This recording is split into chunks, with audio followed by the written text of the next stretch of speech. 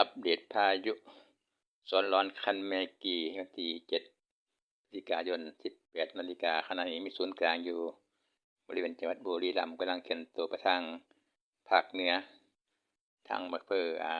บ่อใหญ่บ้านไผ่เข้าทางชัยภูมิ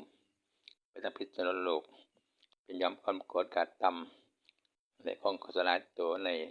เวลาต่อไปเนาะสำหรับพายุคันแมกีวันที่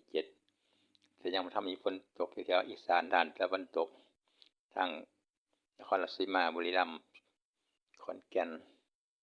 แล้วก็เข้าสู่ภาคเหนือทางพิษณุโลกนครสวรรค์และภาคกลางมีฝนตกกระจัดกระจายเป็นหย่อม